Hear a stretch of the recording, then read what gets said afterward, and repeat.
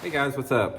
Welcome back here to today's episode of The Fishing Teacher, and really appreciate you guys joining us for today's video. Have a really good pre-spawn technique for you guys. We're going to be talking about the Mega Bass Flap Slap, which in my opinion is the most underrated, one of the best crankbaits, one of the best lures, period, for catching bass in early spring.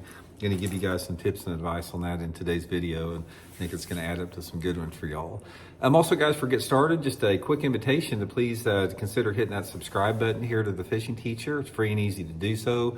We also got channel memberships you guys can sign up for by going to my homepage and click on the join button, as well as we got this spring my lake map breakdowns from Fish the Moment up on my in the link in the description here. If you guys want to check that out, it's a great way to learn more about your favorite lake, give you guys some good spots to go to right off the bat, and all that stuff are in the link in the description of the video here, so really appreciate that. Okay, a lot of you guys that are channel regulars, you've heard me talk about this bait a lot. It's the Mega Bass Flap Slap. It's a flat-sided crankbait. It's been around for probably 10 years. Guys, this bait right here, I'm telling you, I don't understand why it is not a household name. This is a incredible bass catcher. Best flat-sided crankbait I have ever used. It's got a window of time in the pre-spawn that we're coming up on that it's just outstanding. It's just one of the biggest five fish limit I ever weighed in a Bassmaster tournament came on this thing in early March at Lake Gunnersville. It is just an incredible lure to use in February, March, and early April. So I sort of want to give you guys some tips and advice on how I like to fish it, what I want to do with it, all that type of stuff. So the first thing that you want to do with the flap slap is it rises slowly like that. And when you're fishing it in water temperatures in the 50s, which that is the best water temperature to fish it in, you need to put some weight on it. So I've got a suspend strip on there. Sometimes you can just upgrade the hooks, a little bigger hooks, and it'll do the same thing. But you want to get this thing where it suspends or just slowly sinks, because when you're cranking this thing, you like slow cranking it down like that, and you stop it like for a stop and go retrieve, in that cold water, you don't want it rising up to lose your depth. You want it to, you're working it down there, you let it stop for a second, you want it to be able to pause or to sink to maintain that depth, because in the pre-spawn, you really want to try to get this bait down into that 4 to 5 foot range, which is about the maximum depth for it on a long cast with light line. Most of the time I use it on 8 to 10 pound test Seaguar Visix line, and I do fish it on a spinning rod most of the time. You can cast it on a bait caster, but it sort of catches wind a little bit. It's a light bait, and you can cast further with a spinning rod with 8 pound test and just finesse it out a little bit better.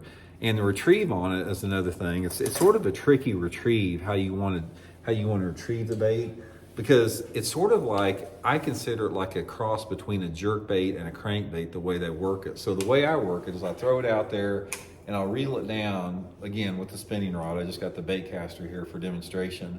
But I'll reel it down for 8 or 10 cranks, and then I'll pull it like that, and then maybe twitch it a little bit, start reeling it a couple cranks, twitch it a little bit, pull it.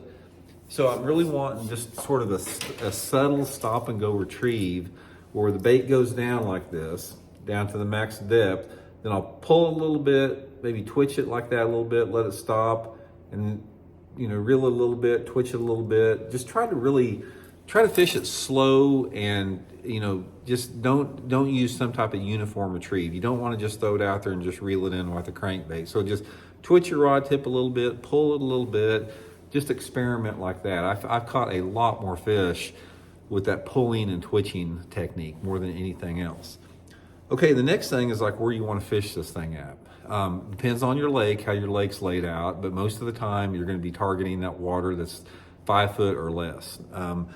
My favorite place to fish it, if I have it, is over submerged grass. And I know a lot of guys, you don't have submerged grass, but all you dudes out there that have submerged hydrilla or milfoil or any type of grass that's submerged in like 3 to 5 foot zone, guys, this is one of the best lures you can fish over the top of grass. Outstanding. This should be a staple. If you fish Lake Gunnersville, you better get you a flap slap, because they're outstanding. And also, guys, I'll put my flap slap link and my tackle warehouse link in the description of this video if you guys like to order one through that link there. But grass is outstanding. Now, if you're fishing around, rock or wood cover, not that great of a bait around wood. It really gets hung up. It doesn't deflect very well. So you pretty much want to concentrate around either the edges of the wood or around rock. My favorite way to fish it more than anything else is just cranking it down rocky banks the same way I would with like a wigglewort or any type of a crankbait. Just covering water down rocky banks.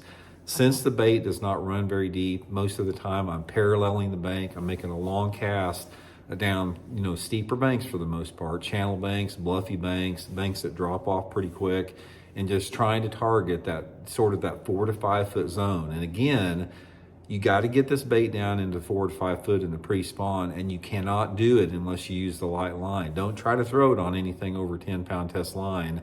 You're not going to get many bites on it. Try to, if anything, try to throw it on 8-pound test. 8-pound test with a long cast, you'll hit that 4 to 5 foot zone with it. But make those long parallel casts, like I said, riprap banks, rocky banks, channel banks, slow, medium, stop and go retrieve. And guys, the big fish react to it. There's something about this thing, man, that just the big fish will really get it good. And it comes in a ton of different colors. I use them all, just depends on the water clarity and the water, what your light intensity is. Another thing you're gonna find about the flap stap, it works a little bit better in some stained water. It's not a clear water bait. I have not done very good on it in clear water. Ideally, I want water visibility between like 1.5 foot and 3 foot.